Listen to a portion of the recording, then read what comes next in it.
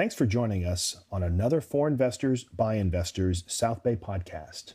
As always, we are proud to be your all-education real estate investment resource without any kind of sales pitch.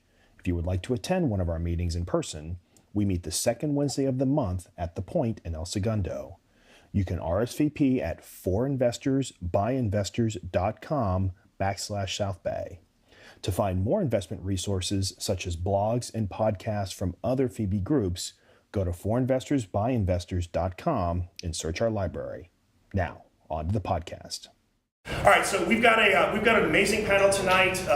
We've got four people up here. Actually, Dave and Carol on the end are husband and wife, and they kind of work together. So we're still kind of keeping our three panelists quota, so to speak.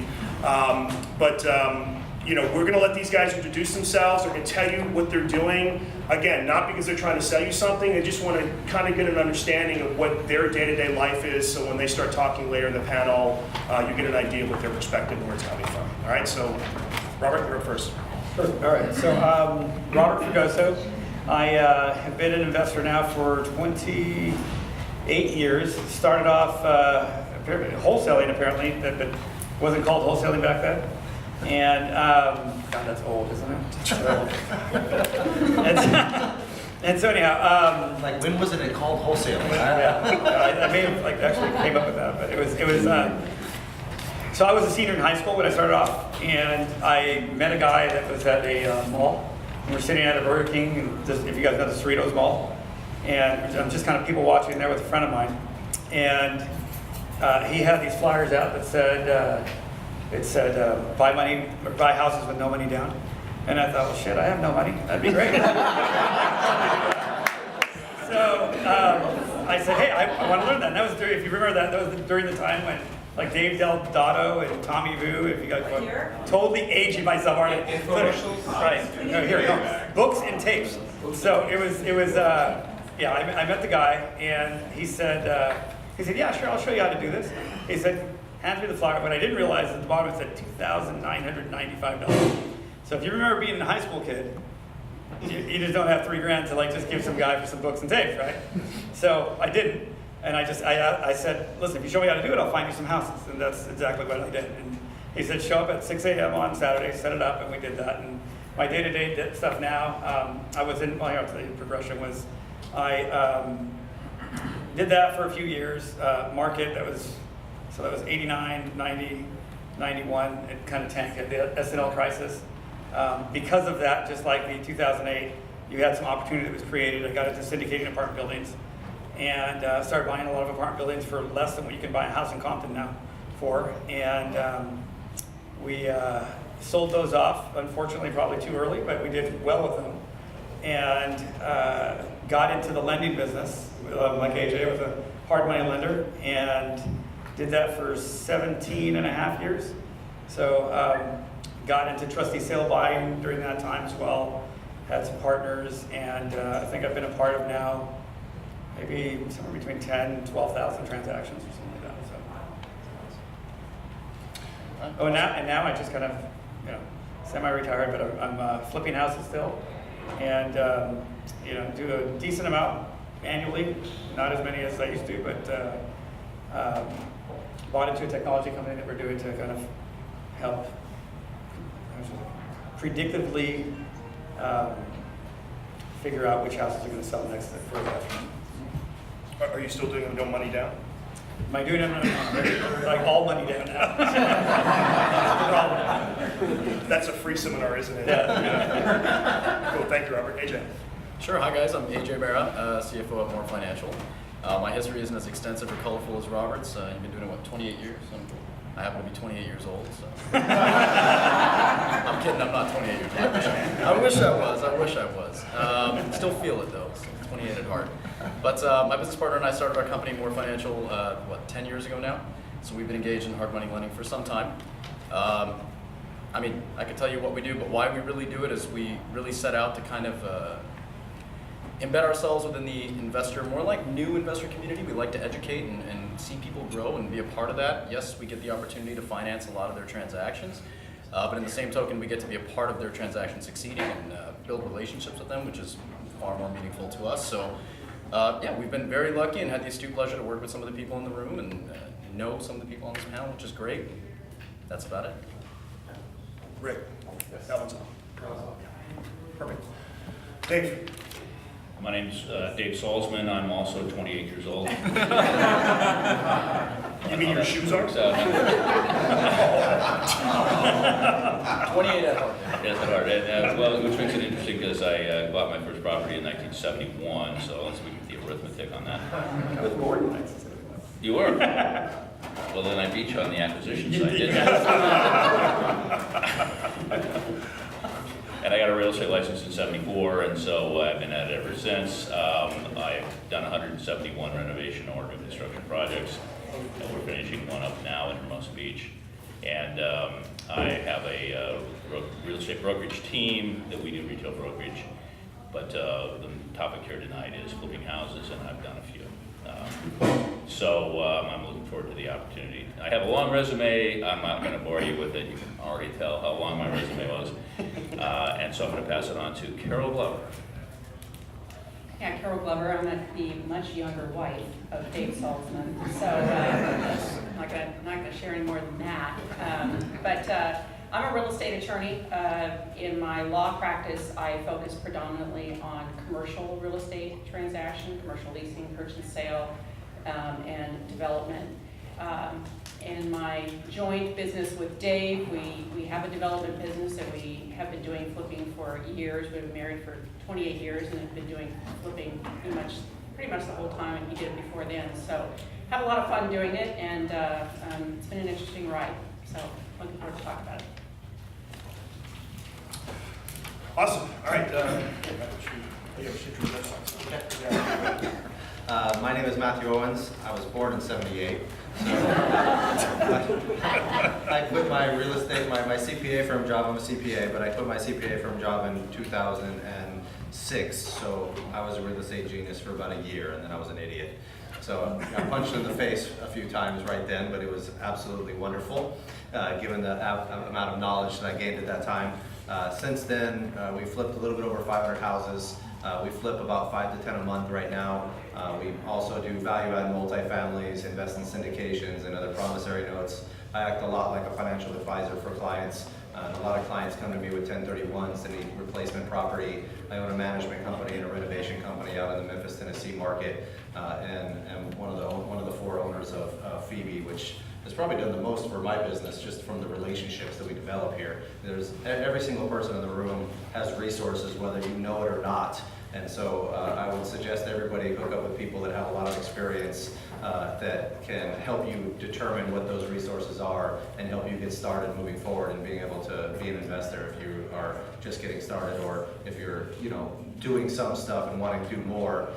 It's all about the resources and who you can, how much capital you can raise, how much time you have, learning how to find properties. There's a ton of different ways to develop these types of resources. So that being said, I'll hand it over to Dave. Awesome. My name is David Coe. I'm also in my 30s. I am 3018. That's what I like to tell people.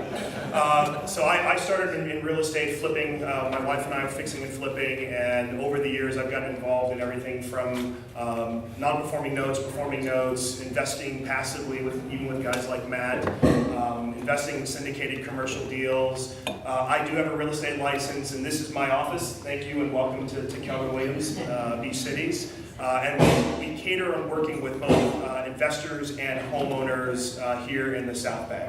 So for all of us, if anyone's interested in networking with us, please after the meeting come up, grab our card. We'd love to chat more and get to know you as well. So we're going to get started, and the first thing we're going to talk about is obviously we're here to talk about fixing and flipping. So Robert, why don't you talk about some of the some of the more recent flips you've been doing and what areas that you're focused on right now? Sure. So for myself, I don't go out and search a lot of flips myself. What I do is I kind of create the leads or develop the leads, and then kind of riff share with other people who want to work those leads. Most of the flips I'm doing, I'm probably 50-50 right now, Northern California and Southern California, mostly either LA or Orange County. I tend to not like that really kind of entry-level, lower end. I like the I'll say my favorite price point is between 400 and 800. Although, if I had to look at what I've got right now, I'd say I'm probably heavier than that. I'm probably in that buy at 800 or 900 and sell at $1.2 million to $1.3 million. So that's straight fixtures for me right now. And that's kind of, I'm trying to stay away from the add-ons or the new construction and things along those lines. I like to get in, get out. And I have friends that do those, and they do very well, and they make a lot more money per deal. However, I turn at least 3 deals a year when they're turning 1. And so although they make more money, I feel like the risk exposure at this point in the market, for me, is lessened by being in and out very, very quickly. There was a saying that we came up with in 2008 was, you can't sell sticks, right? If you have a house that's in framing, you got to finish it out. And I was one of those guys finishing out some projects, where you're putting out money and you're not going to see that money again, right? But you have to finish it out to take your loss. And so it was, because the loss was less if you finished it than if you just let it go. And in my case, at the time I had a lot of friends and family investors, I just kind of decided to finish everything up, take my lumps, move on and start buying again. So that's kind of where I see it, or see what I'm buying. Cool. AJ, talk about the types of stuff that you guys like to lend on and what part of California you live in. Yeah, sure. We so actively right now we're lending all over California. Sorry, we're lending all over California. Robert has You need to move the blank up. Here, let's move it to, God, Robert. sure blame Robert. it might be on the zipper. Yeah, I might drink it. So yeah, we like lending all through Northern and Southern California. We do tend to stay away from more rural areas, Central California, things of high desert, things of that nature. We have lent in areas like Palm Springs and what have you before, but to be very honest with you, I just haven't always been a fan of those. They tend to be a little more transient than we like in their economic kind of structure. So we like to stay in some somewhat more metropolitan type areas, but we've lent all through Northern California, Southern California, of course. Yeah. Was that what you asked? Yeah, absolutely. Dave, Carol, where are you guys, where's been your, you said 171, where's been your focus and what are you guys looking at right now? Well, we tend to be very geographically discrete. South Bay, Long Beach, this part of our world. I often say I have a several mile long chain on the back of my car, and I try not to stretch it too far. We found that in our flipping business that staying close to home, knowing values, and working our contacts has been our best source of deals and our opportunity to dispose of deals at known values. I'm a big advocate of my #1 rule is that you make all the money when you buy it, and from there on out, if you do it right, then you can absorb a number of things that go wrong on the way and still come out ahead. It doesn't always work out that way. So our primary focus has been from Long Beach to, let's say, Westchester, and working our contacts inside that market. Carol, what's your perfect deal, like your average deal, price point where you're buying for, what you're looking to sell it for? Well, because we're focused in this area, I mean, the last residential project we did, we ended up buying and flipping, and our price was $3.8 million. So we're at a little bit at the higher end, although we just did a couple projects, a couple condos and onion in Long Beach that we bought for, around, yeah. Almost 6. Did you have to get the chain extended to get all the way to Long Beach? Long Beach was okay. We did. It was hard for us. No, we didn't. That one. I didn't move. Here, let's just turn his off and then we'll share the handout with him. Whatever. We're sorry, everyone. Or is delivered imminent. That is, okay. Robert said the other one off. Okay. Thank you, guys. Tomorrow. Everybody can just, Yes. it's easier without it. Back to you. Sorry about that. No problem with it. On the 600,000. Yes, go ahead, sorry. Yeah. Oh, she was talking about the letter. So He was talking about the fact that we've done projects where we sold as high as 3.8 million, and also we bought a package of very small units that were in really tough shape in Long Beach, and then looked at those. And so we covered quite the gamut on price, or more focused on the geographic area. And I just want to say, one of the reasons we do that, we know other markets, like Dave grew up in Scottsdale, Arizona, and knows it like the back of his hand. But one thing we've found is that really knowing our marketplace allows us to be a little quicker on the draw and I guess more nimble. I think of one project we looked at a couple of years ago that I loved. It was in Westchester. Now, not too far away, right? But we kind of hemmed and hawed, and we really wanted to make sure we nailed our values down in terms of what it was going to sell for on the, when we renovated it. And by the time we hemmed and hawed about it, well, 2, 3, 4 other people had already found out about it because it goes that quick. So that's another reason for me that we focus in this area, because we can, instantly decide, whether it's going to work for us, and then jump on it, because that's kind of critical, especially now. So it's been hard finding, I think everyone's struggling to find deals right now. Where have you guys been finding deals? What's been, what are maybe some sources you had before that have dried up? Well, the primary source we had, we did a lot of flipping in the early 2000s, and my formula that I used caused me to stop being able to buy in 2006. I call it my pencil. And because it wasn't that I was precognitive or something, it's just that I couldn't get the deals to pencil anymore the way that my formula works. And so we stopped buying. And we sold everything off by about the middle of 2007. It turned out to be stunningly good timing, but it had absolutely nothing to do with my judgment and only had to do with my pencil. Okay? So we didn't start again until late 2010, and at that time, the primary source was MLS or agents or so, and the properties would be sitting on the market, nobody would buy them, how frightened everybody was back then, right? So we progressed from there to, I've always had a campaign of soliciting by mail owners of properties that look like they're kind of rough. That paid off, and then our primary source until a few years ago has been the agents that would call us because of our track record, right? So that's been an outstanding source. What we're doing now, we found it to be incredibly challenging to find properties that make economic sense on the buy side. I was telling Carol that I tell you that I decided to stop shaving until I found a deal that made sense. I could acquire it. I didn't really think it was over this long. How many times has Carol heard that joke? Yeah.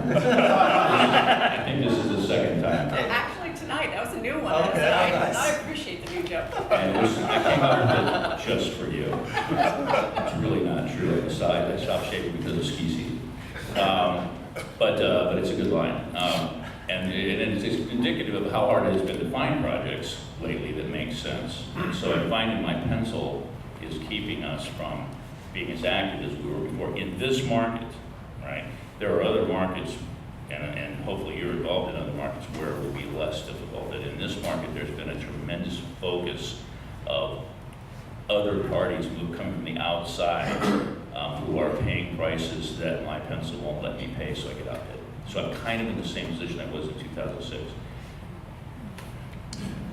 Robert, you mentioned that you have like almost like a team of resources you built out. Give us a little more color on what that looks like and how they're sharing deals with you. So, after having left the hard money business, when I left, I think we had 93 employees. And if you've ever had a lot of employees, there's just this whole other drama set that comes with having that many employees. And I decided at this stage of my life, I didn't really want to have another 100 employees. So how do I figure out a system where I can be a benefit and utilize my knowledge and help be a part of more transactions? And so that's kind of what I did now is so team-wise, it's comprised of essentially people like you that want to find deals, and I spend my time, I'm going to call it semi-mentoring or saying, hey, this is what you do. And then when you find a deal, rather than, like a lot of the gurus that are out there that charge X amount of dollars, if you find a deal and you do money, then hopefully you think of me first, and I'll put up the money and then I just split profits with them. So that's where most of my deals come from now. And we do have some campaigns that go direct to seller. I think that's really important if you're doing this, whether it's mailers, door knocking, or on the internet, which is a great resource, that you have some of that. And a lot of it is just, I think for me, it's just being patient.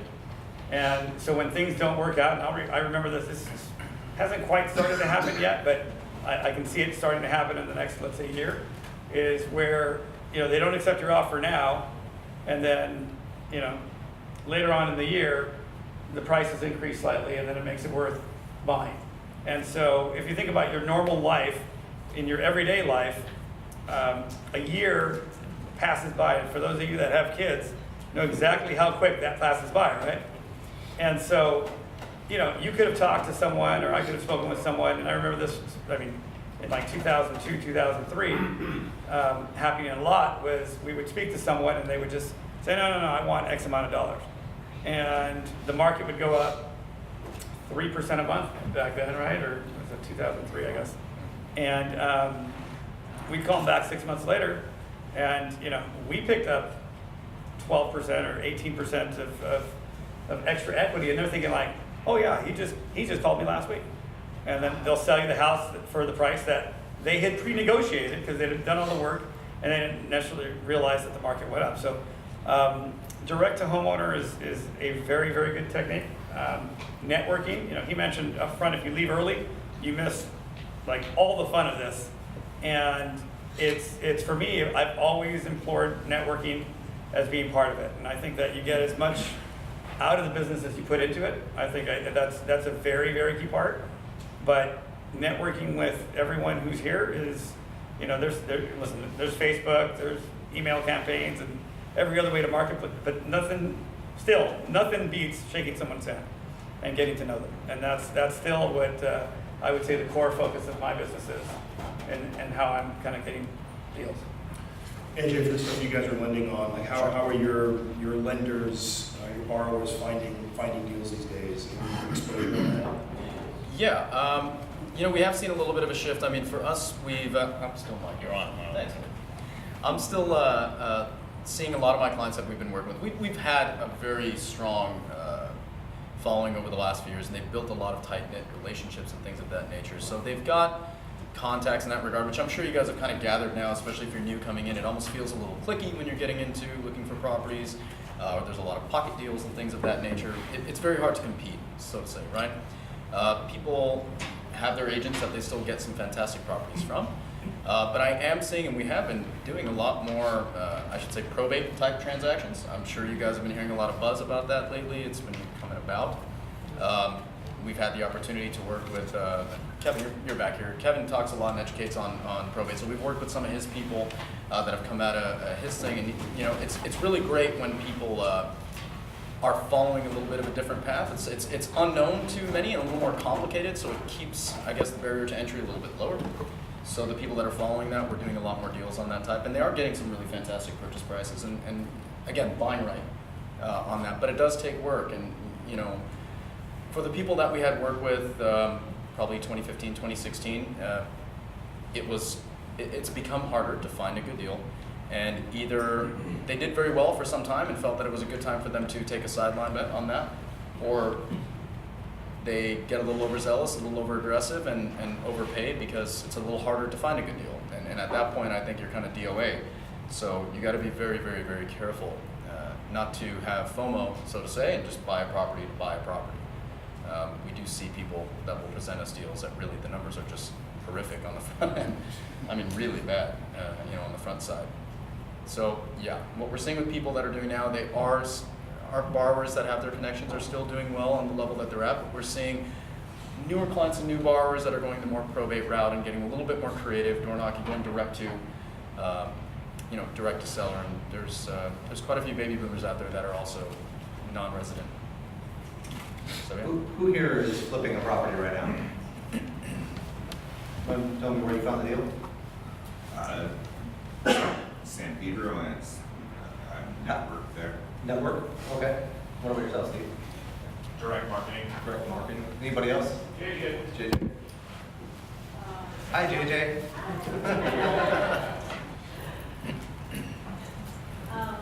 Yeah, from our networking, but, this was from back in, I know this person since 2009, but. Okay.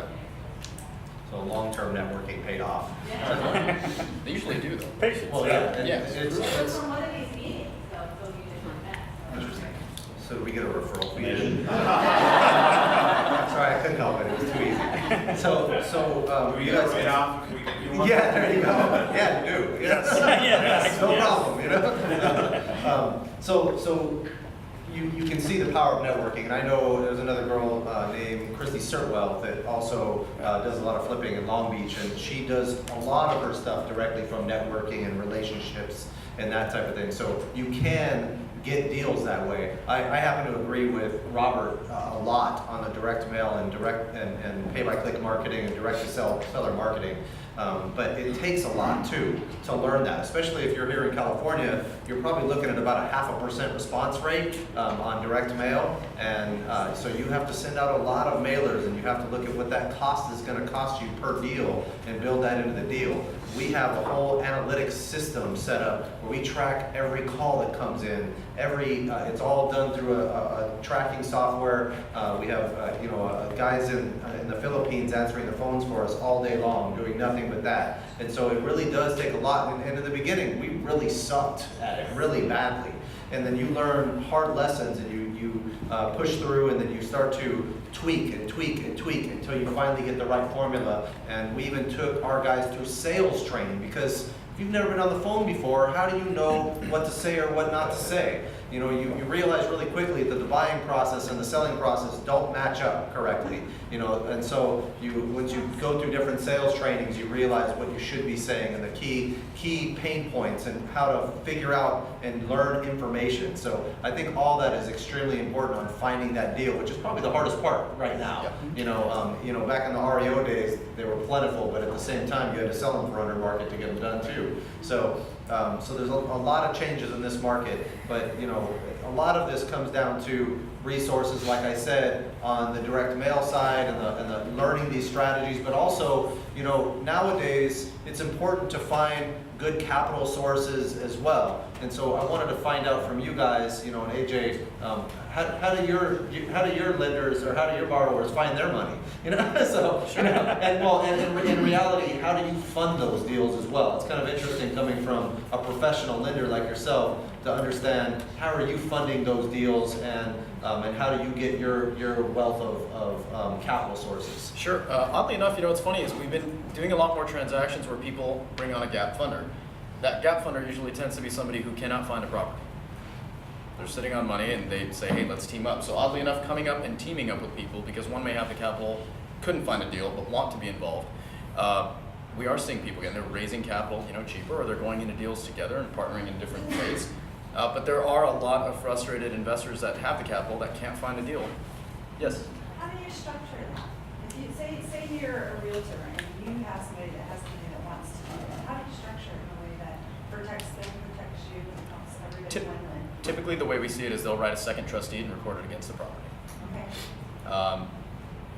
Just a personal thing, I'm not big on partnership agreements or joint ventures. Right. Be very careful with that word, Right. joint venture. That can get you in a lot of trouble. I like to say that.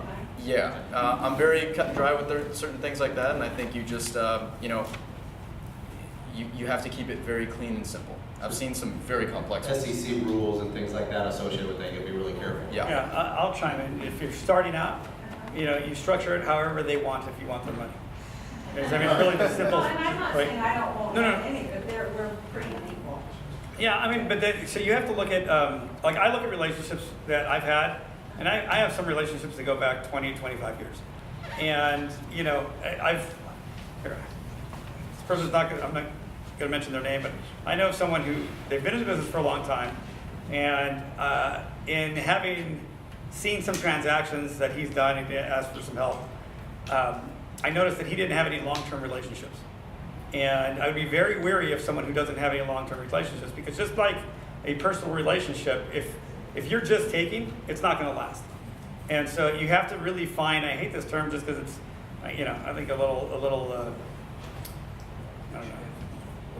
Yeah, but I mean, if you don't have a win-win relationship, Right. it's just not going to last. And there's scenarios that happen very often where you have to take off your greed hat and think long-term.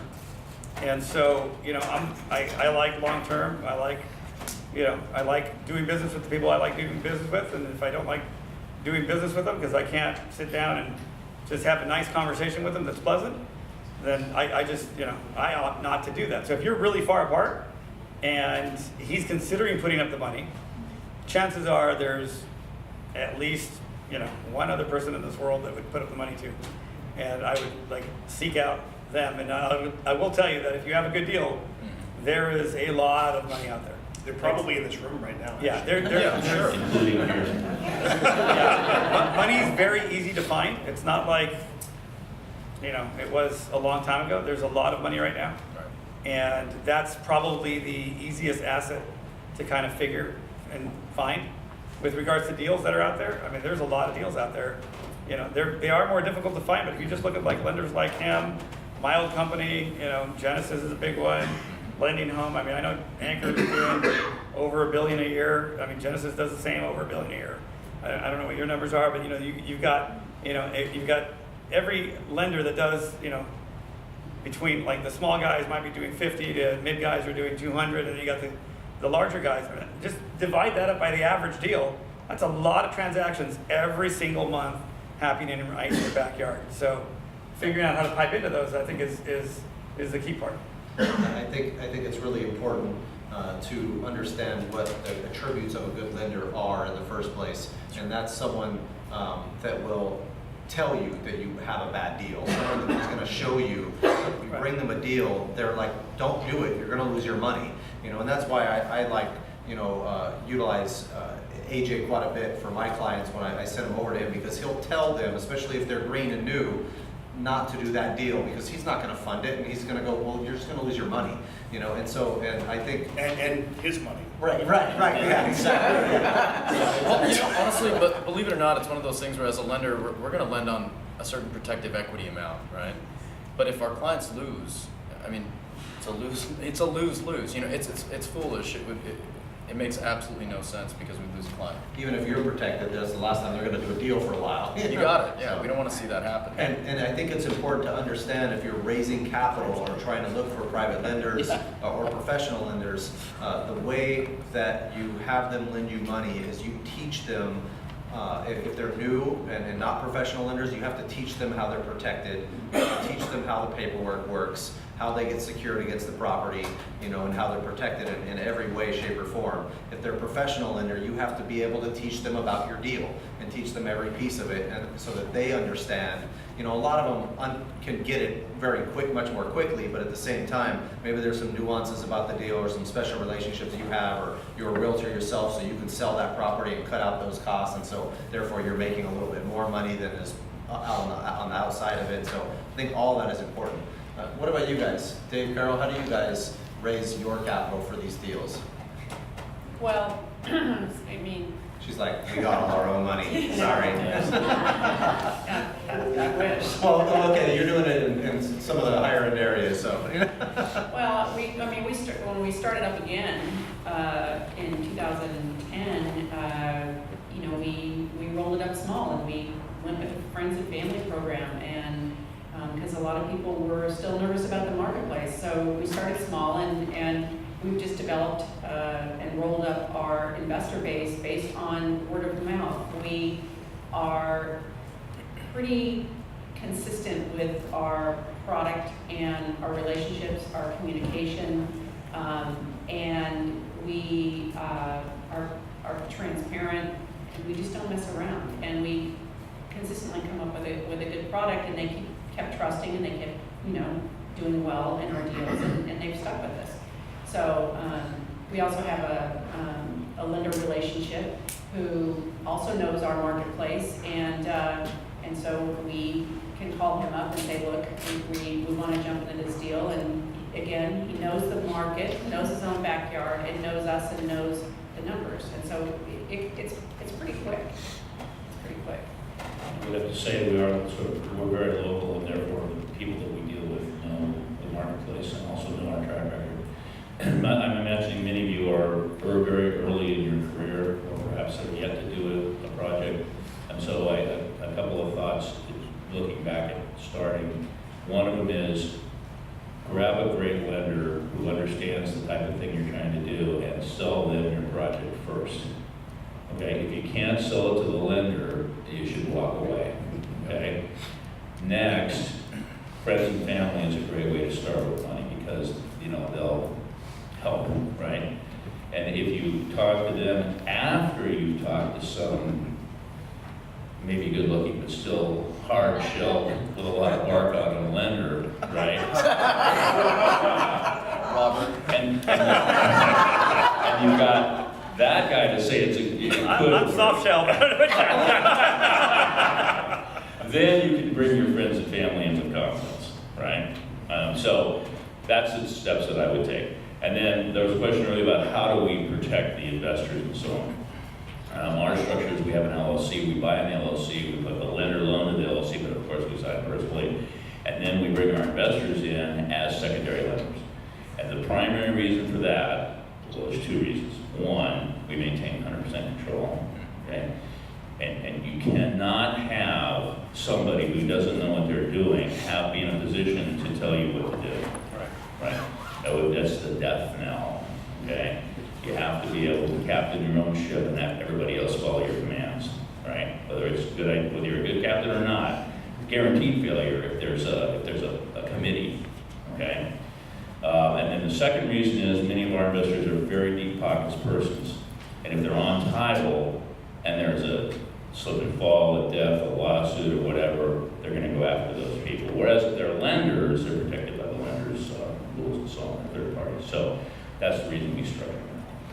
Yeah, there's an added benefit of, I'll just add to what Dave said, if you do structure it that way with having the lender, and let's say even if you're buying cash, you should always have an entity that is the lending arm to your other company, which is the flipping arm.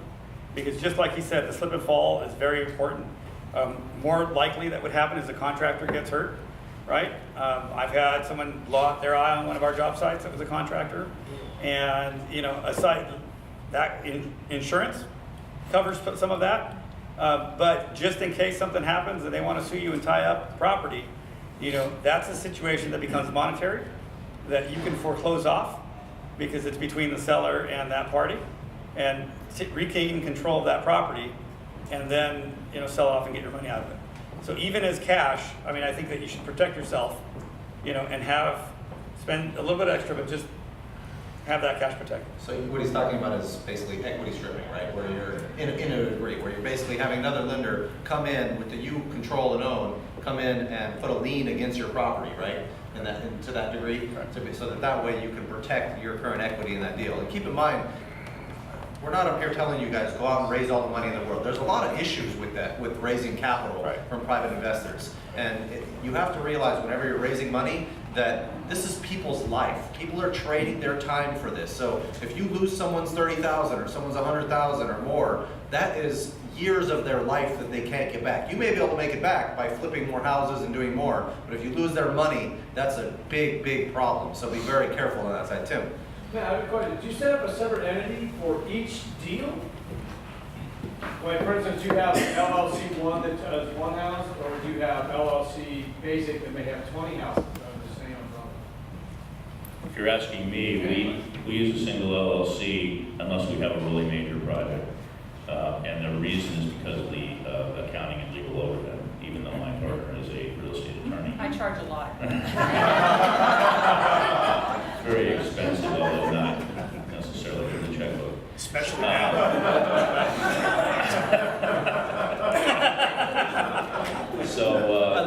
love the eye roll. I get that eye roll all the time. So the answer to your question is when we do new construction, it's always a standalone LLC because lenders involved and so on. If we do a very large project, like we're doing 4,900 feet of retail in Hermosa Beach right now, we will have, but when we do these single families, we tend to run both in the same LLC. Is there a way to segregate that within the LLC, or are you just kind of bundled into the same LLC? Let's say it belongs out to 10 homes, you still under one LLC, or can you segregate that under? You should talk to a lawyer about that, but there is a structure within LLCs. They're called a waterfall, and you start with one and you can cascade down into a bunch of other LLCs.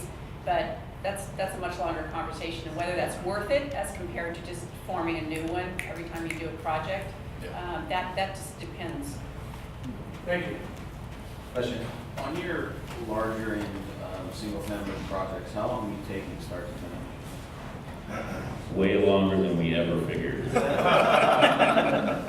Okay, the last one we did, the major one, I anticipated it would take us a year, and I thought I would be conservative. It ended up taking 16 months. The primary difference between today and a few years ago, for example, when we did our 2010 project, we were able to stand at the counter at the city with the architect, the builder, and me, and Public Works, building and planning on the other side, lay the plans out. Six of us would stand there, architect would redraw it, step, bam, bam, bam, step out the door, an hour. Okay? The last project we're doing in Hermosa Beach, it took us 9 months to get our plans started. Okay? 9 months. Okay, so the reason is the cities won't fire anybody, so when there's no business, everybody's standing around with nothing to do, right? And they're more than happy up here busy, okay? And then when it's really busy, they won't hire anybody, and so everybody's just overwhelmed, and they send everything out to engineering companies who are also overwhelmed, right? Yeah, go ahead. I've read that you find a deal, you'll find money to do it. You guys reiterated that, but so you find a deal, what do you do to keep the person that you're going for the lending from just taking the deal? So the question is if you find a deal, and then how do you protect the deal so someone you go and approach doesn't steal the deal from you? Yeah, the first thing you should do before you take the deal to anyone is get it under contract. Because if you don't have it under contract, you have nothing. You have zero, right? And so at the point that you have it under contract, they can't go around you because the seller then has a legal obligation to sell it to you. And if they do, you can sue and you can tie it up and what have you. Like when you say contract, is like an option, or what? No, just if you have a purchase contract with a long enough, let's say, inspection period, and if you're writing contracts, I mean, really, listen, at the end of the day, I've seen contracts, and it's like appraisal contingency, loan contingency. You need one contingency. Don't overcomplicate it to make it sound like you're putting one doubt. There's no reason to put like 10 doubts in their mind, right? And so you only need one reason to get out. The inspection contingency is the easiest one because you can quite simply say, I walked through, I saw this, I didn't like it, I'm out. And once you have it under contract, get as long of an inspection period as you can. If you're dealing directly with the seller, they don't usually see that as wow, this is a big issue. If you're dealing with an agent and it's on the MLS, they're going to get, if you get 5 days on a good deal, you're really lucky. So but you then go after the money. Plus the other thing is you don't really want to go towards the money until you have something. Because let's say you sell them on it, it's fantastic, and then you don't get the deal. You just wasted their time. Yeah. And so it's kind of like crying wolf, right? So then you've lost credibility when you say, hey, I've got this deal, and you don't. Carol, any other advice as an attorney on that? In terms of tying up the deal? Yeah. Yeah, I mean, you got to. I mean, that's what, like I mentioned earlier, that's the deal in Westchester. We waited too long, we didn't get it under contract, and then we could have thought about, we could have done more research. It was just a new market to us. So give yourself enough time in the contract to do your due diligence in a short amount of time. If you are dealing with somebody who really is aware or sensitive to that, it is going to be a short time period. You just got to move fast. You certainly want to set up a know who you're going to approach. You can't start doing everything from ground zero, but get your relationships and network and find people that seem like a reasonable bet. do business with you, and then you just gotta go for it. One thought on that, we have a relationship with our lender such that he will commit to lending 100% of our purchase price. The fee for that is pretty high, but what it really is a standby commitment.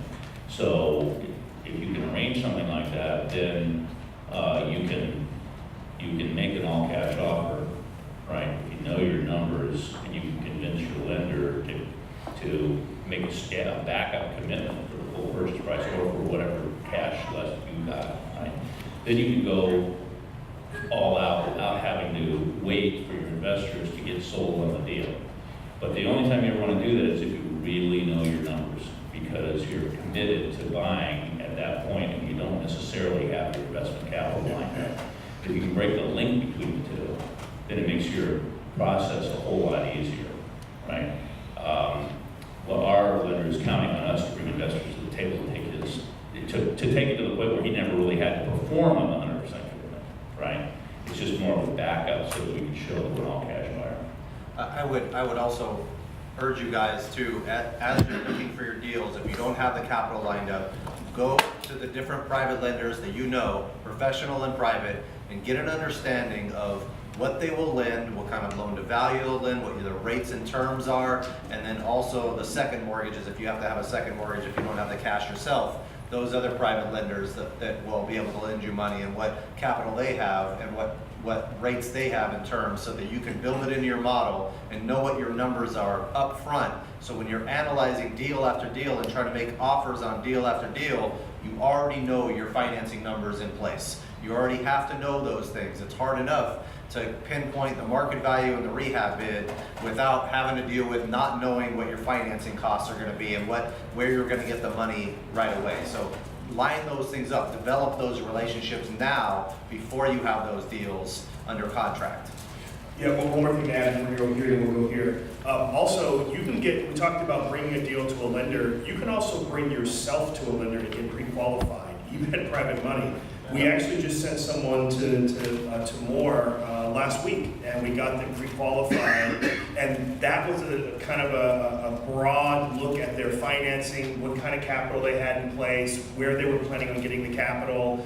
Getting that pre-qual letter was important before we started writing deals as an agent, but it was also important for that particular person to make sure that they didn't get too far ahead of themselves and maybe start making promises that they couldn't cash. Can I add one more thing to that? Is that, you know, if you're concerned about someone taking the deal from you, then you just shouldn't deal with that person, is the reality, right? Because this is part of networking and just getting to know people, is that you've got to feel comfortable.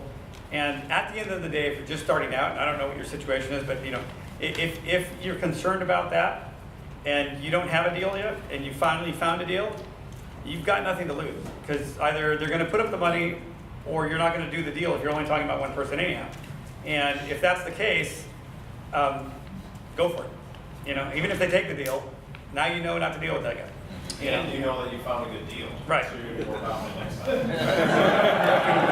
On a brighter note. They wouldn't steal a shitty deal. Half full, half empty, right? One question, like you guys mentioned the deal that you delayed the fee on. For the applicant or everyone else, say you do this kind of you guys are a certain area. Do you study those markets? Like how long does it take you to go to a local area? If you guys go to an area to study a market to go with that? So the question is how long, if you're going to move into an area that you're not very familiar with, how long does it take to study it? Well, I think what Dave and Carol would say is they just stick to their own backyard because they don't have to study it, right? Obviously, Robert's up and down the state, everywhere, and of course, you know, same thing with AJ, they get loans from everywhere. I would say from my perspective, like, you could probably do a pretty thorough understanding of a market in a couple of hours, right? Pulling comps and looking at it. But that's going to give you a sense of maybe what it's worth right now. Understanding what it's worth, you know, after the renovation is done could take a long time, and that's where you do take on a bit more risk. These guys don't like doing that. They like to know right away because they can move quickly. So I think if you are in an area that you're not very familiar with, it's certainly one where you want to give yourself a little more time so you're not rushing and making a mistake. Yeah, go ahead. Well, you know, also to that, if we, like the Long Beach, you know, I knew Long Beach kind of, but not really, so we did those deals in Long Beach. We did the research, we ran all the comps, we, you know, looked at it backwards and forwards, and then we actually just drove down there, and we just walked the neighborhoods. And then I talked to a bunch of people who I know who are agents in that neighborhood, and I got, you know, I know them enough to trust them. I told them what the deal was and where it was and what the situation was, and I got comps from, you know, several realtors that I trust who were not gonna go behind me, and that was my kind of my checkpoint. So I came full circle, looking at my own MLS, physically going to the property, checking with other realtors, having them do the MLS research and come back and tell me whether I was right. The whole idea of driving the comps, to me, is the most important way to really get a sense of a neighborhood, because you can feel when the house that you're looking at as a comp is different than the house you're thinking of buying. Like, your eyes will tell you that. So there's a lot you can get online, but especially if it's an area you're not familiar with, you've got to go spend time and physically look at the properties. I think it's boots on the ground. You know, you cannot price properties from, you know, Google Maps. You know what I mean? And even though you can see pictures, it's just, there's no way you can do it and be confident. You have to actually walk up the driveway. And walk up the driveways of a number of other properties really become familiar. My thought is that I wouldn't try to, if I was starting, and I still feel this philosophy is to understand some area well, right? A reasonable market that's reasonably large enough that you're going to have a reasonable opportunity to do a reasonable, see a reasonable number of deals, and then go to open houses in that area and meet realtors, okay? Because realtors will spill their guts for you at the opportunity to think they might be able to list a property. It's free. Right, and you might Spoken even from a realtor, for Christ's sake. and you might even get a sandwich or something too. So, you know, use that resource because they're knowledgeable and they want the commission, right? And most of them don't want to buy the deal; they don't have the money to buy the deal, but they do want the commission. They're more than happy to think of you as an investor, and they'll tell you, you know, everything you need to know for free. I think it's really important, and all that stuff is important about the property in itself. But doing an economic analysis on the area specifically, as well as, you know, how many properties are coming on the market in that area, how many, you know, how long are they taking to sell in that specific submarket, you know, what has happened to the housing price index in the last 5 years, what happened to that market in the last crash too, so that you can understand, okay, if we do have a crash and we have a downtick of 5%, maybe I'm okay, but maybe this market crashed by 20% last time. Maybe you're in the Riverside area and it has more volatility or something. You know, you want to understand those things and know what's happening in a specific market. What if certain people are moving out of that market and it's becoming, you know, less and less desirable over a period of time? There's things like that you have to understand when you're exploring a new market and understanding, you know, the demographics of the market. Yeah, I think there's one other thing too. When you have that and you're trying to value, a big part of it is what to do to the property. And if you talk to the agents, I can't tell you how many times when I was a lender that you got to have a checklist on valuing so that you hit every single point. It's, you know, Google Maps, it's then driving the comps, talking to agents. My personal feeling is you should talk to no less than 3 like solid agents that give you a consensus about what that value is. If you get 2 that agree and 1 that disagrees, call another. Because the reality is these 2 might be wrong because that guy was the market expert, right? And find a consensus of 3. I don't think I've ever gone wrong when I've done that. And more importantly, what happens is they tell you, hey, listen, you've got to do this to it. You've got to do this. Or, hey, why are you going to spend all that money right now? It's so hot. You realize you'll be the only, like I had a house in Orinda. I would have literally been in the entire city of Orinda, one of 3 listings that I just threw it on the market. And I was getting ready to spend a ton of money on it. And they're like, yeah, you don't have to. If somebody wants to live in Orinda, it's your house and these other ones. That was it. And we just happened, it was an off-market deal, never hit the market. And so we threw it up and we're like, wow, can't kind of say no to that. And so, but the agents that are the agents that are working that area, the guys that have, you know, their face on the shopping cart and everything, those are the guys that know those particular markets. And aside from the value, like don't just focus on the value, because there's a lot more to the deals than just the value. Is focus on inventory levels, and this should be part of your valuation checklist. It's just, Okay, you Google drove it. You Google drove the comps. It looks great, great. That's 20 minutes, right? You figured out a value super quick. Then from there, if it still looks like it's something, then you take it to the next step, which is for me, is either going to see it, if we have to, what we call slamming the door on a deal, if it looks like it's competitive and there's other people there, we're gonna go in and actually see the property before we've got it, so we can just write a non-contingent offer, get in there, and essentially close the door on the competition. So we don't try to get it super cheap, we just try to get it at the number that makes sense for us, so that it makes sense, we close it, and hopefully beat out the guys that would all outbid us. And once you do that, I think you've got a pretty good foundation for at least, the feedback, track it all, but the checklist is key. Robert, you have a question? It's kind of a two-part question. When you're writing your offers, you're using a hard money lender. Do you have money in the bank that you're using for proof of funds, or are you using part of the hard money lender kind of form that says it's financing? And with that, if you are using that, have you noticed a lot more pushback from agents right now saying that it's not a true cash offer, it's more of a finance because it is appraisal contingent and all that kind of stuff? Well, I'll answer the first stab at that.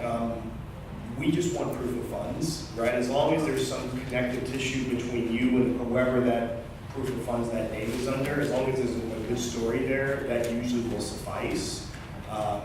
As far as your second part is, if you say from the other side, again, as long as there's a connection there, if you just pull some random proof of bank account from someone and there's no story as to how that person's connected to your deal, you're going to have a problem. But somehow, if there's a story there, if there's a believable connection there, then generally it's not a problem. Yeah. Dave, you said in 2005 or 6 you couldn't get your deals to pencil anymore, and you're sort of in that same place now, just because prices are too bubbly? It's probably because I'm too conservative. Okay, my concerns are that I want to know that I bought the property at the right price so I can get out the other end. Okay, otherwise, because I don't like working for free or worse, working for a loss. So I probably left some money on the table on deals that could have been marginally successful, right, by not doing it. But my formula is that I want to be in when I'm done with both the purchase, the financing, and the renovation, I want to be in at a number where I know I can get out and have made my numbers 10% mark of the gross sale price. Okay, I like that with 5% safety valve, and I always price 5% cost of sale, so I need to be in 80 when I'm done. Okay, that's my pencil in. So what I do is having, remember we're working in our own backyard, so we have a pretty good handle on what the property would be worth done, okay, at least in our opinion, and you can pretty much back it up from there. You got to know what your budget's going to be for your renovation, of course, and so the purchase price will vary based on how much the budget is, right, but for renovation. But that's essentially the formula. It's not a very complicated formula. And so I'll say that I just have one where we figured we could pay $1.2 million for the property. It was, that was as far as we could go. Well, the property ended up selling for $1,540,000. Okay, now I don't know how the guy that bought that's going to make any money, but on the other hand, adios to my offer. That's why it's important to do the direct to seller marketing. Learn the marketing side. I don't care if you're spending hardly anything on it right now. Learn that aspect, because that's what will keep that deal flow coming consistently. Because I guarantee there's guys in Manhattan and South Bay and things like that if you were able to go to them directly, you could negotiate the right deal, because it's all about the pain points. Do they want to deal with selling commissions on the back end? They want to deal with contingencies on, the inspection report. There's a lot of pain points. Do they need to move immediately and need the cash right now? Do they not have any money to move? And so, or there's their loan too close to where they need to sell it for, so they wouldn't be able to get out of it.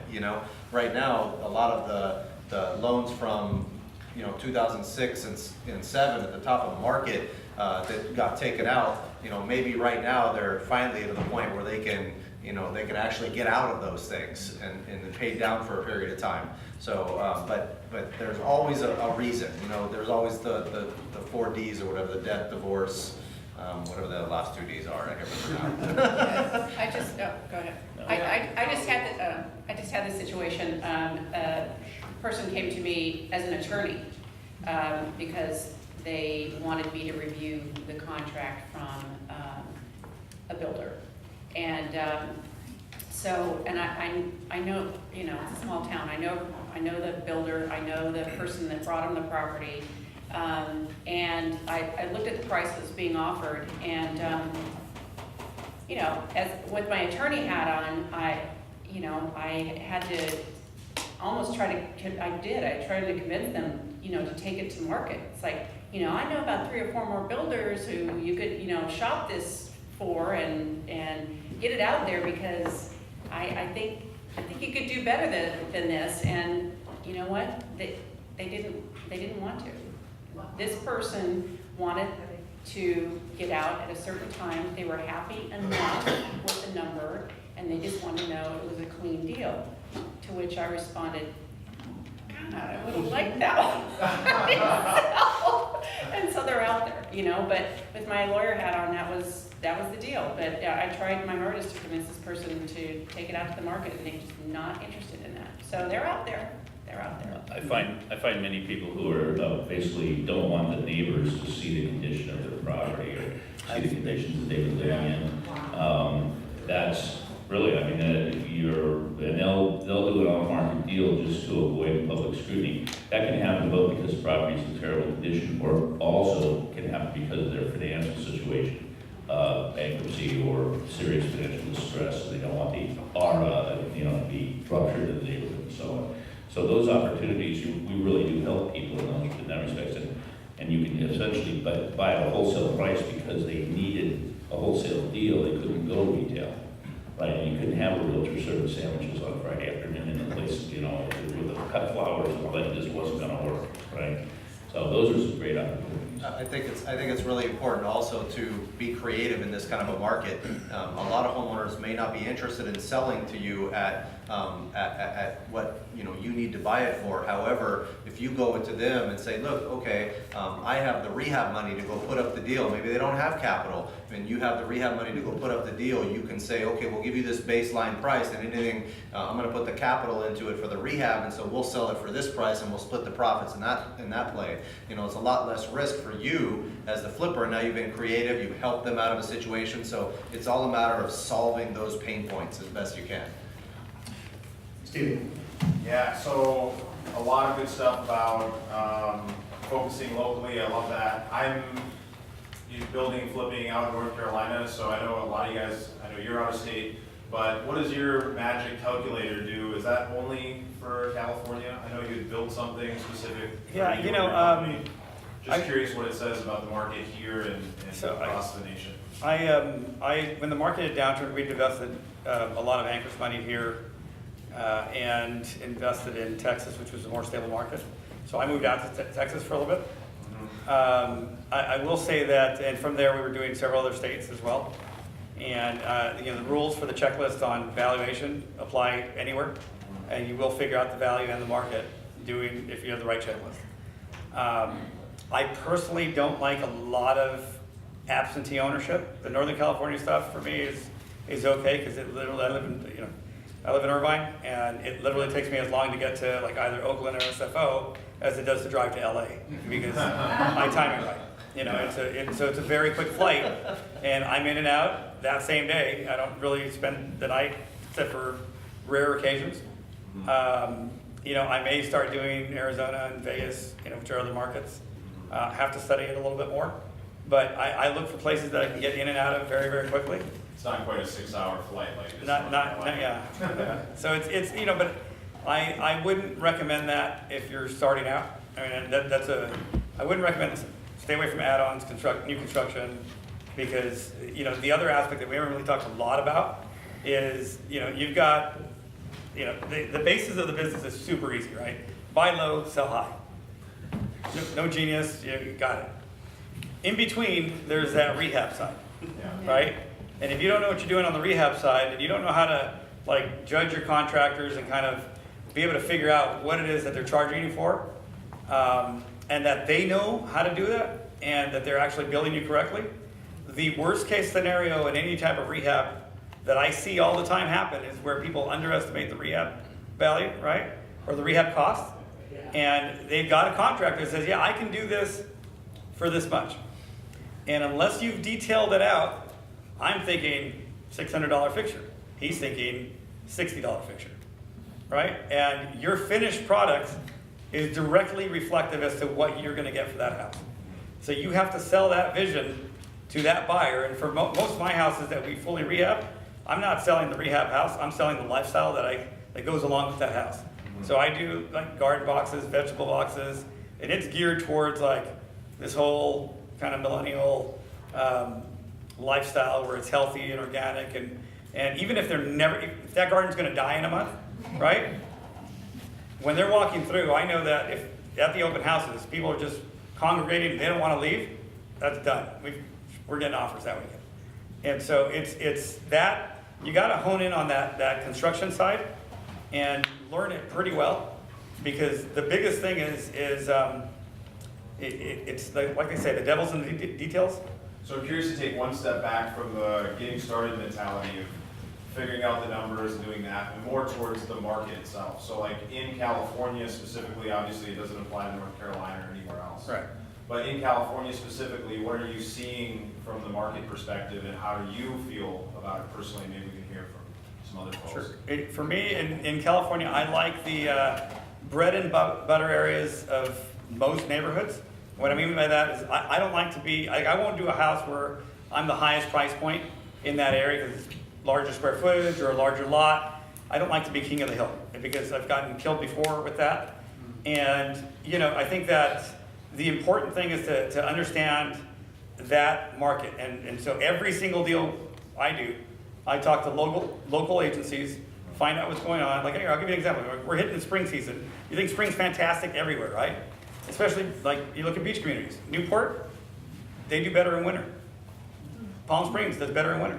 And because all the Canadians come down that are snowbirds, and they buy more during the winter than they do during spring. And so the market tightens up. That was a lesson I learned that I didn't know. And I looked at that like, all right, well, so if you're doing a flip in Newport right now, you're looking at like, okay, you're exiting the hot season, right? Palm Springs, you're losing, you're now going, speaking of Palm Springs, it's 120, right? I mean, it is, you look at the markets, for me, I like low inventory areas. So, like, I mean, I think we're closing on one either tomorrow or Friday that's in Culver City. And I looked at that area and I looked at it, all right, it's a pretty good deal. I think it's okay as a flip, but I know that there's an exit already to just put it right back on the market. And because in that little area, there's just not a lot of inventory because Snapchat went public and every employee is now a millionaire and they're buying up everything. And so we got it and we're like, all right, I was telling Laura, one of the brokers, that she sells the stuff, and I said, let's throw it up. Let's see what happens. And what's your thought on California right now? Well, I think that, I think it's definitely various pockets. And understanding, I'm really, really big on analytics and demographics. So every area, especially, California's always been a little bit of an anomaly market, right? Especially as you have all these tech companies coming out. Venice blew up because Facebook and all these guys went out and created Silicon Beach and all this hoo-ha. And, there are parts of like Fontana that exploded because Amazon built some big packaging center out there and hired a bunch of jobs. So I'm very big on, following the analytics and looking at the demographics of where things are going. Jobs are always going to theoretically create stability. Areas that usually plummeted tend to be the ones that were a little more transient and fickle, almost, with their buyer mindset. When you stay close to, even in the worst of the downturn, I don't know, or I could safely say that Westwood tanked, right? So, in essence, you want to, for us, what I see is that those pockets in California that are, again, speculatively going up, right? They're going to get hurt. There's going to be a psychological correction before I see there being an actual, and we're probably already in it right now.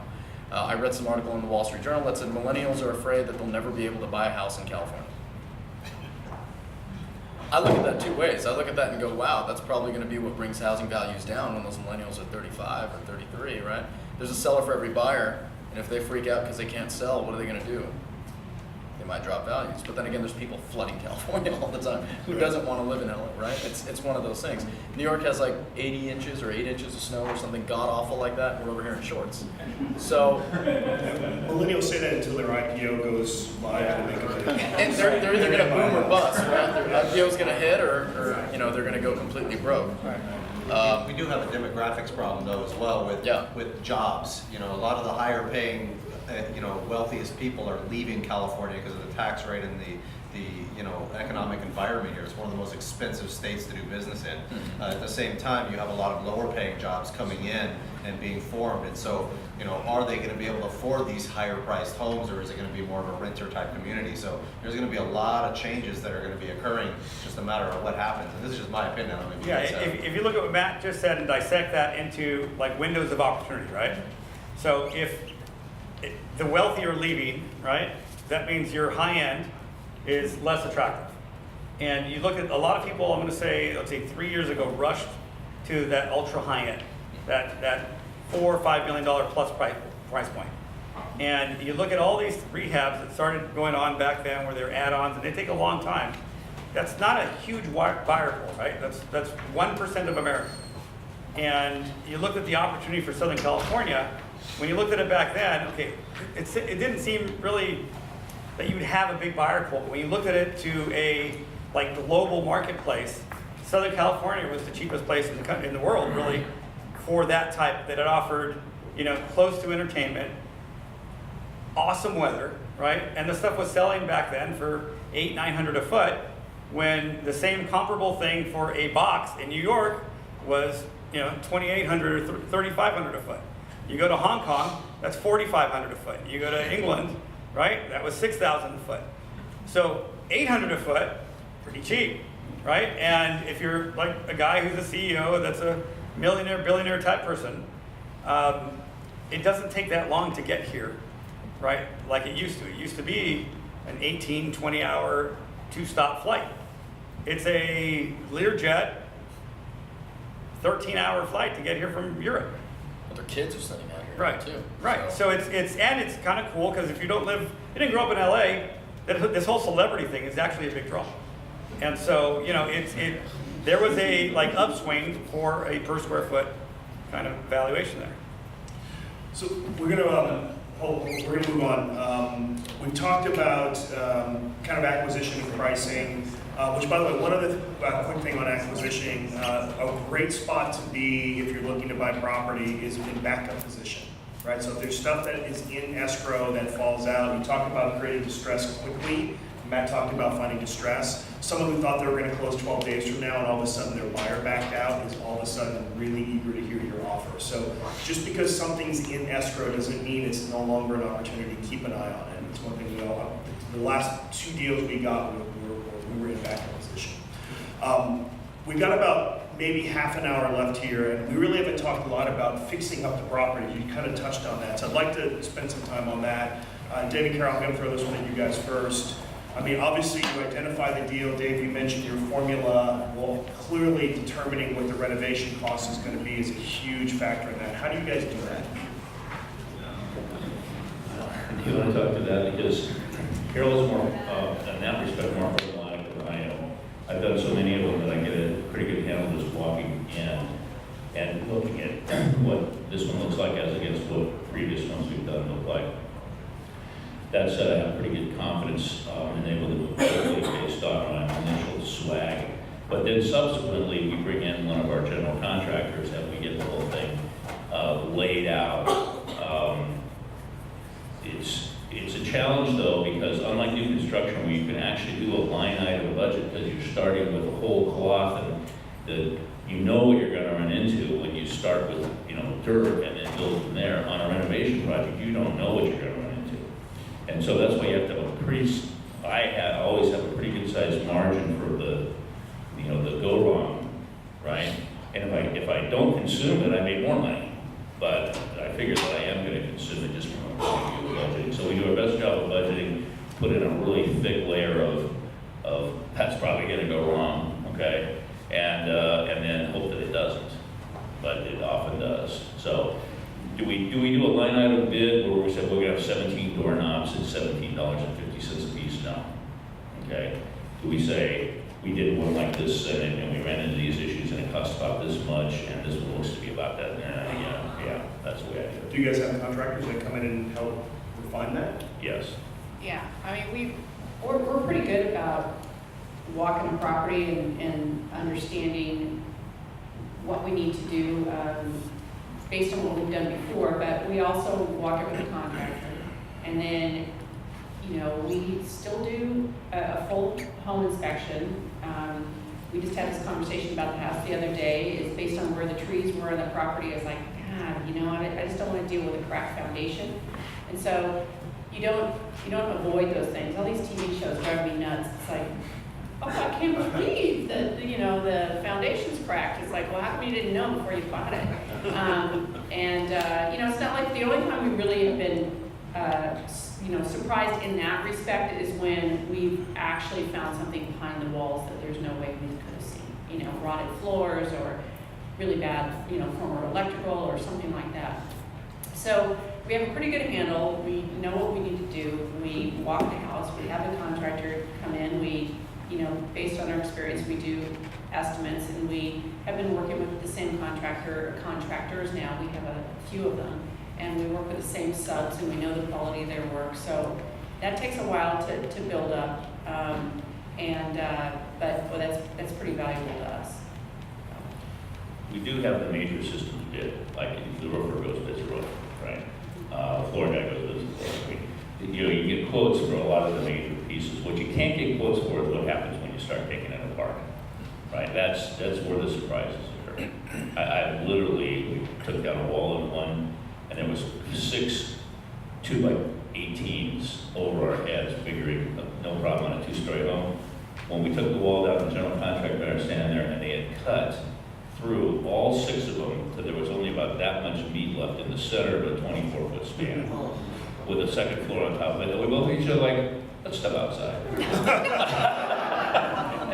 and from there on out, it was jacks and shoring, and you know, so you just never know what you're running into. And so you have to have a nice thick reserve account. Robert, what about you guys? How do you calculate it? You know, so there's a difference, right?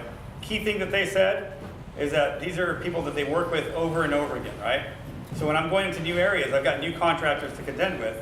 And I'll give you, I mean, I agree with everything they said with experienced guys that you've got these long-term relationships with, 100%. You don't spend the time, you know, doing every line item. When you open up the walls, I do have a rule with, like, even the existing guys, is that if you open up the walls and we got termite damage and stuff that needs to be replaced, I don't want to hear about it. I mean, just fix it, because it's $3.44 a stud. Like, don't sit here and give me a $1,500 bid on something that you need to replace 8 studs. Like, screw off, right? I mean, come on, how long is this going to take, really? But I do bonus up my contractors. When we do well in the properties, they get a bonus at the end. And so when I screw up on a buy, and I screw up on buys, it just happens, right? They're there to help out.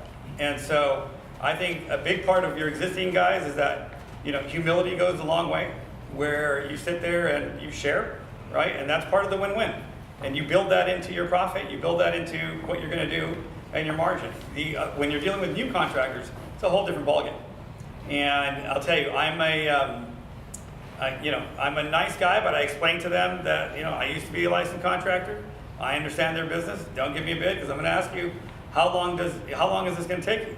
And if you're far above the timeline of a national average, I'm going to say, well, you're below average, and I probably can't work with you, right? And so I look at a job and I break it down to, let's say, the average hours of a job. If it's a new contractor, I probably spend an extra week, and a lot of this is already templated, right? But going over, these are the doorknobs, these are the handles, this is the kitchen, these are the windows we're using. Because what happens is when you walk through, it's like, oh, I want to replace all the windows. Fantastic. They're thinking sliders because it's cheap. I'm thinking double hung because it's an area that needs double hung, or a style home that needs that, or casement because I'm going more, more traditional. So if you don't detail that stuff out, those little things will bite you 100%, and that's where your budget goes from 100,000 to, I mean, quite very quickly 180,000. And a lot of contractors, what they do is they leave a lot of stuff out, because guess what happens once they're started with the job? You're a captive audience. very unlikely you're gonna get another contractor to do some job on some other contractor's site and take his liability without charging you a lot more, and he knows that. So you have, like I have it in the contract with the new guys that, if they're walking through, take a week. I don't care. Take a week, walk through, get underneath, crawl them, dig a hole, whatever you want to do. But you're doing all this homework, and if you screw up, then you're going to eat it. If it's over $2,000, I should have caught it, right? And then I'll eat it. But if it's something that's simple, that's like, and I'm talking material costs, then you're going, that's your fault. You should have caught that. And I'm trying to tell them, like, listen, I'm building a long-term relationship. It's not just one house. I want to do a lot of houses with you guys. The other thing is, I used to qualify the new contractors like I did borrowers. Is I want to see their bank statements. Because if they're going down to like zero, my first draw is finishing off some other job, 100%. No question. Yelp reviews, that's the benefit of the internet now, is you can find out a lot about a person that you couldn't before. But you got to sit there and do it. It's a little, monotonous and boring, but until you find something, you're like, oh yeah, you get all pumped up that you're not going to do business with this guy, right? Agent, how do you guys validate a repair quote, right? Because you're the lender, but I mean that's a huge component of the deal. Sure. I mean, up till now, thankfully, we've been involved in a lot of flip transactions to where, much like you guys, we can walk across. I can see a bid, looked at the square footage area, I know where we're lending, and you know if it's BS or not. Thankfully, at the lender level, I see a lot of bogus bids, which is a blast, because people still think $5,000 is going to make you 100. It's pretty sweet to look at that. It's always fun to hear people's explanations of how they're going to swing that.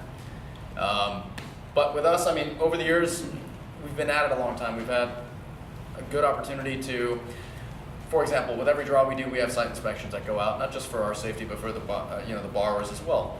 Well, over the years, our site inspector is also a veteran 20-year builder who's very, very close to us. So if something comes over and looks very, off, I'll just shoot it over to him and he'll call me up and go, yeah, no way. Or yes, I could totally do that. And my reason for asking that is some people have some great connections with great contractors, or some of our borrowers or GCs themselves. I look at everything going, if you walk out on this deal, what's it going to cost me? I'm an average individual. I'm not a GC. I'm not heavily connected in this regard. So if I have to employ my guy, what's he going to charge me? Somewhere in the middle is reality, right? There's three sides to every story. But yeah, $12,000 bids on a 2,200 square foot house. Come on. So from that, a lot of it, yes, is a little bit of common sense. And then also, I do a lot of virtual walkthroughs. So I'll go on Redfin and look at the comps and literally virtually flip through the pictures and look at the quality, the fit, the finish, the colors, and then look at your subject property and you can kind of gauge a couple things. Yeah. Yeah, Robert, I got the impression that when we have a house, you're going to really do a knockout kitchen, bathroom with tile and everything, wood floors and. I do whatever the agent tells me that's going to get the highest yield, not the highest dollar amount. So what I do is I look at the opportunity, and there's the time value of money, right? So you look at if you're going to make 80% or even 70% or 60% of what you're going to do after a 5 or 6 month rehab in a month, I'll take the short money all day long, every time almost. A few exceptions to that, but I mean most of the times. Now that's also, there's a key part of that is if you have deal flow, you can do that. If you don't have deal flow, then you don't have a business, right? You're just a deal person, right? So you're trying, the goal of this is, if you look at any rehab really, I mean at the end of the day, if you're making whatever you're making divided by the amount of money, if you're doing one deal, I mean it's not a lot of money. You're not gonna become a millionaire that way, right? But if you can figure out the volume side of the business, then it's more fun, and you make a lot more money. And I don't know that I answered your question, by the way. Yeah, you did. I'm wondering how much those types of improvements increase your ability to sell the property quickly.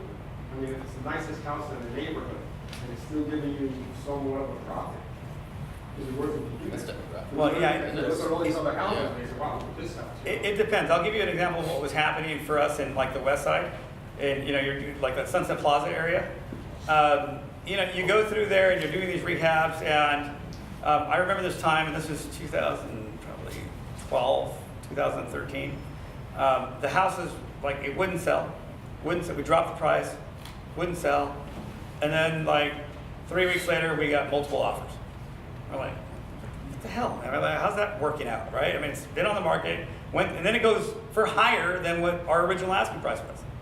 And it just made no sense. We finally figured out, and this is where what you're talking about, is that you have a buyer pool that is a buyer pool that's active of, let's say, 8 people.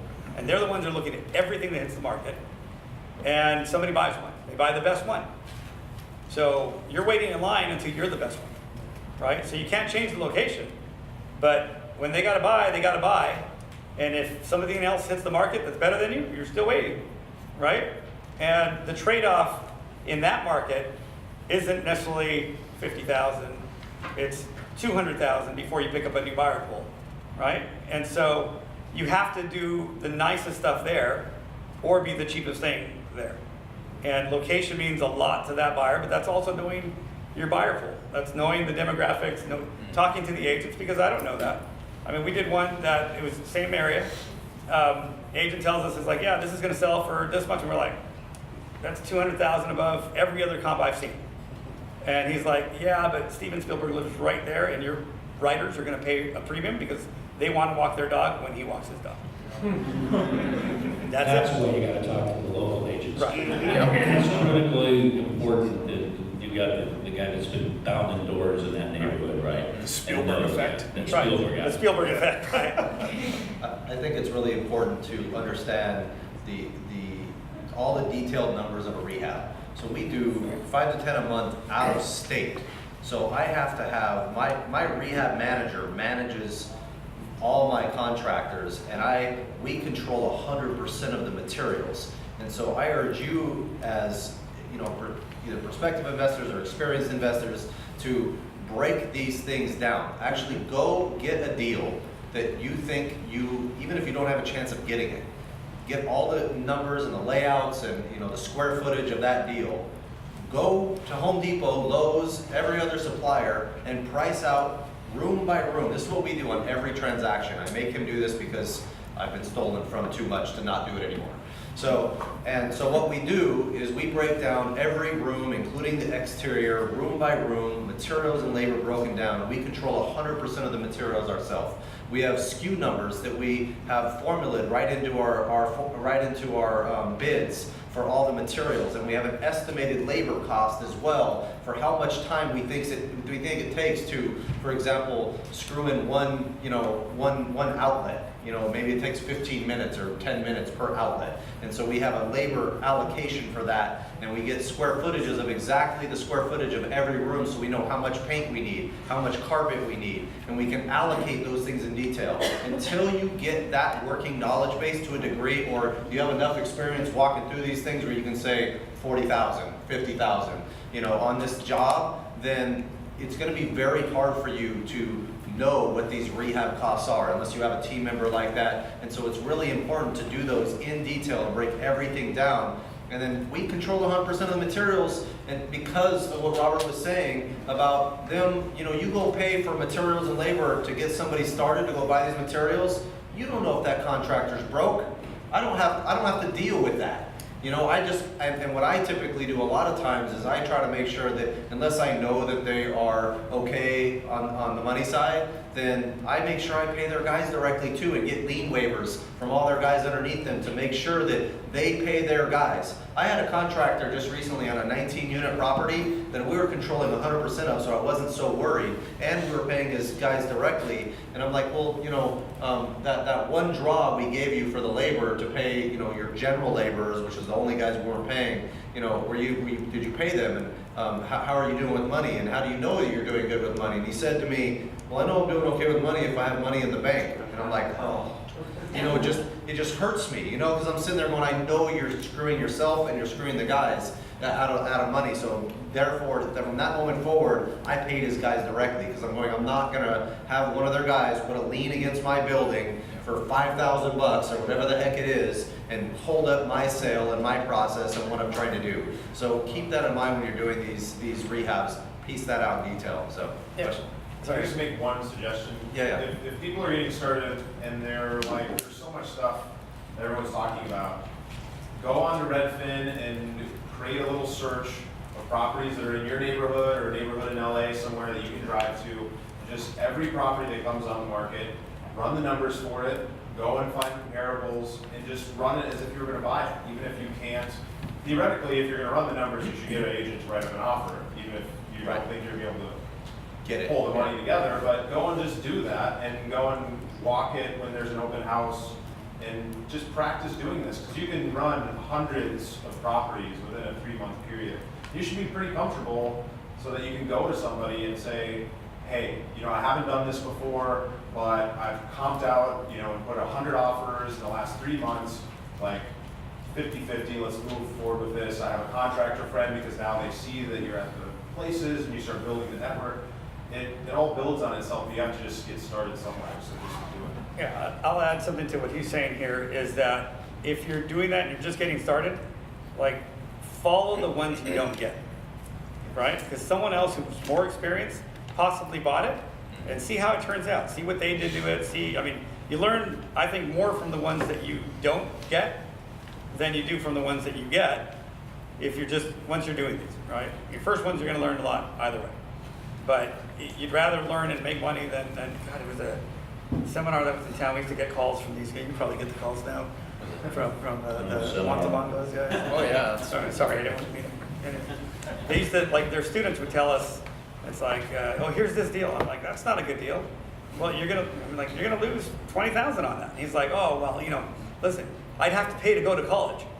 I'm like, freaking kidding me? Like, wouldn't you rather have? It's like anything, right? Wouldn't you want your first experience to be like a good experience, not the ones like, oh yeah, that's awesome. My answer is give me the $20,000 and I'll take you along on all my projects, okay? And you can go to college on me. It's crazy. But anyway, but people who want to who are so unhappy in whatever their normal job is, that want to get out, they'll justify a lot of stuff. And just make it a good deal. I would partner with people who are experienced, or just mirror them, help them find a deal. Even if you took a finder's fee, say, hey, can I be your guy to help you, whatever. There's an added benefit to what he was saying about taking control of the materials, is that get a lot of mileage. It's free vacations. Yeah. Or cashback credit card. Or cashback. Zero bank, I think is. Can I take 1 minute and kind of raise up the conversation to maybe the 10,000 foot level? Because it's a concept that I learned the hard way, and I sum it up as in the phrase breaking new prairie. Okay, it has to do with the relationship between land value and house value, right? And this relationship is critically important when you're looking at the market that you're going to want to move in, and also any one deal. The relationship is this: if you go to Las Vegas or you go to Dallas, and the market starts to pick up, builders everywhere start breaking new prairie, okay? And they start building new houses a little further away from town, in that bullseye ring that you see around these types of communities. I had it in Phoenix, okay? When you can break new prairie, there's no pressure on the old inventory in terms of price. So it's very easy to find that you're overinvested in an older home that you're trying to renovate, because somebody can go buy a new home 3 miles out and the commute's really not that bad. That's happened in Phoenix to me, all right? Same thing happens in Vegas, and the same thing happens in Riverside and Fresno and so on. Where it doesn't happen is at the Pacific Ocean. There is no new prairie, okay? All right, and this is one of the reasons we see this god-awful, unbelievable difference in pricing between the coastal areas and everything else. That's the good news for the coastal areas. Here's the bad news for flippers in the coastal area. Okay, the land is everything, right? And when you think about it, if you got a $1 million lot with a $100,000 house on it, and you double the value of the house through your efforts, how much have you actually grossed up? $100,000. But you had to carry $1.1 million to get it done, right? And you had to invest 50, maybe make it so. Now, we use exaggerated numbers here, but you got the idea. The relationship between the value of the lot and the value of the structure on the lot, it's critical to keep in mind that you cannot change the value of the lot. You can only change the value of the structure. You have to have enough structure value that you can influence in order to achieve enough margin to cover the fact that the lot was so damn expensive, right? That's how people get killed in upscale markets like the ones we have here along the coast, right? And that's why you see even great houses that would be great renovation candidates getting demoed. Because by building a new home, you get a substantial amount of structure value to cover the value of that extraordinarily valuable lot, right? Be very, very careful about that beautiful mid-century on that tiller lot in a great location, and you can, add $100,000 in value to it, but it costs you $1.2 million to get in and $70,000 to do it, and you got $1.3 million and you got your ass handed to you. Okay, should have torn it down and built a mega structure, right? I don't know, I think there might be some new properties going up. Have you guys seen those ones on the ocean houses that are like halfway under the water, the floating ones? I don't know, that might be the new ocean view. Well, there's nothing wrong. I mean, the technology we have now, you can build housing that will be underneath the Pacific. Think about it, all right? Plenty of bottom out there in Santa Monica Bay. Any other questions we have? Okay, curious. None of you are flippers, and the end of the game is resale. No rental, none of those things for consideration of the market. We keep somewhere. Yeah, Yep. Question for Dave. You mentioned earlier your formula that you penciled at 80% all in, 10% profit, 5% buffer, and 5% sales cost. Is that typically what you do? That's what my pencil says. Right. And what I actually do varies a lot because there's no telling how it's actually going to turn out, right? Sometimes it's a lot better. Sometimes it's worse. None of us is precognizant of what it's actually going to cost to do the project, and also what the project's going to be worth at the end. Another critical consideration is that I used to be able to turn my money 3 times a year in renovations. Lucky to turn it 1 time a year now because of the backup in the regulation and the cities and permits and so on. It's just become so. I have to make the same amount of profit on my working capital on one project. I have to make 3 times as much money as I used to have to be able to make on 3 projects in 1 year. So it just becomes, this business has become harder and harder and harder as, ironically, the economy has picked up and more people are more and more confident about buying. It's driven the buy side of the raw material up dramatically. You have to almost bet that it's going to be worth more when you're finished than you think it would be worth. And I'm very hesitant to make that wager, especially with my investor money. With that in mind, I think it's a question for all three of you, maybe more for AJ. Obviously, prices are going crazy, and nobody knows if we're in a bubble now. Maybe we are, maybe we're not. I mean, it could go on for years or crash tomorrow. How are you guys protecting yourself now for what might or might not happen? Because it's a lot different now than it was, say, 5 years ago. AJ. Sure. Well, again, some of the areas that we lend in, we look back at the worst of the worst, right? And you look in some of these markets to see how bad they crashed, so to say. And that word, I think, is a little aggressive, to be quite honest, because, frankly, we wrote a lot of loans where people were putting $300,000, $400,000 down. And the difference in mindset now, at least, if there's a correction, is that it's probably a little more psychological on the buyer's end than it is for people so quick to walk away. Values may change, they're going to dip. I look at the housing, well, I think the stock market's kind of like the housing market on crack if you look at charts, right? You look at how things move, fluctuate, and kind of correct. And it usually starts with a shift in sentiment. And when you get to that shift in sentiment of where values are going to go or people's concept of it being expensive, usually tailors back to the affordability, and you look at what's affecting affordability. That's lending guidelines, right? Lending guidelines are still pretty aggressive right now. We make loans pretty often to people with 780 plus credit scores, money in the bank, but their taxes look horrible.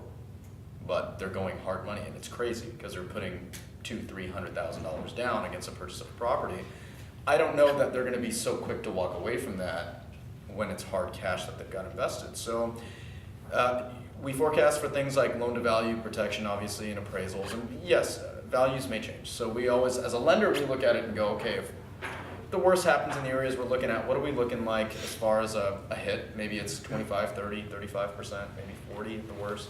And what would the effective rebound rate be given to those markets? by means of what type of commerce is involved in that market. What, you know, is it a blue collar market? What's happening? What are jobs doing?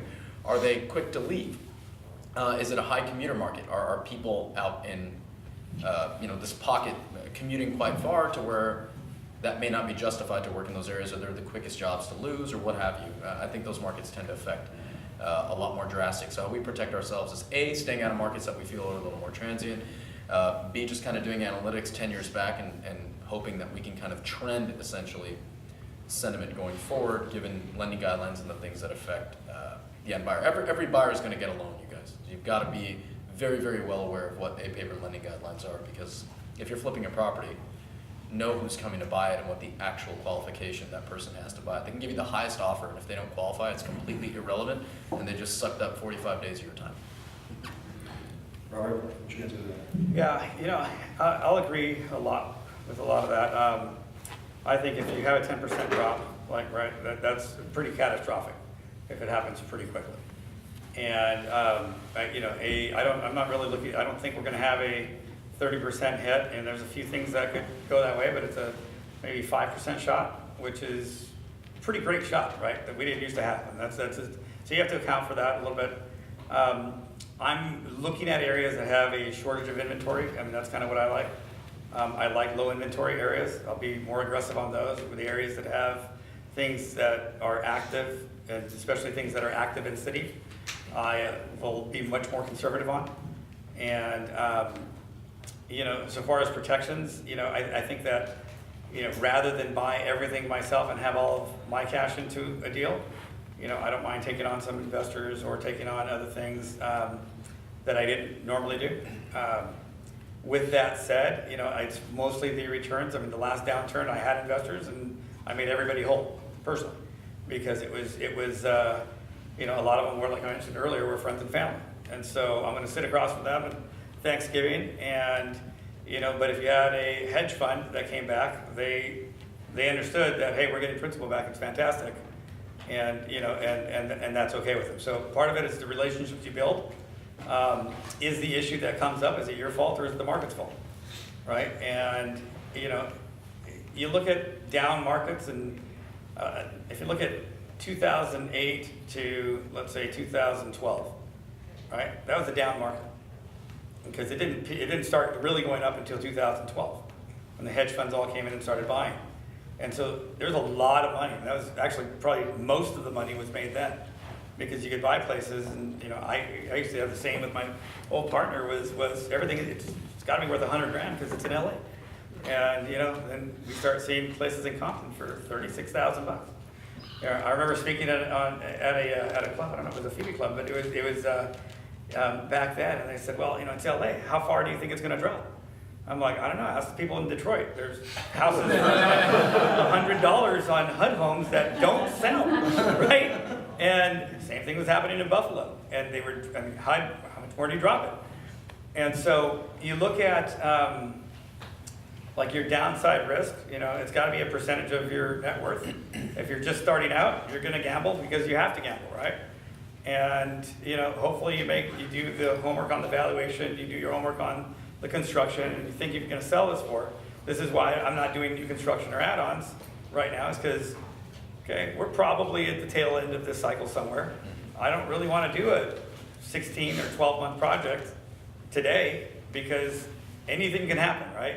We got political atmosphere, you've got economic atmosphere, you've got, you know, a global economic atmosphere that now affects us, which it didn't really affect us when I started my career. And, you know, that power of information that, you know, you've heard like a lot of this with the election was fake news, right? He hit it. It's buyer sentiment. It doesn't have to be real. They just have to believe it's real. And your market tanks. And so, you know, he's right. You look at the demographics, you look at the fundamentals of an area. One thing I like to look at is there's two reports, two banks that do it. B of A and HSBC both do a open house report. It's once a month. Has survey. They survey 1,500 agents across the country.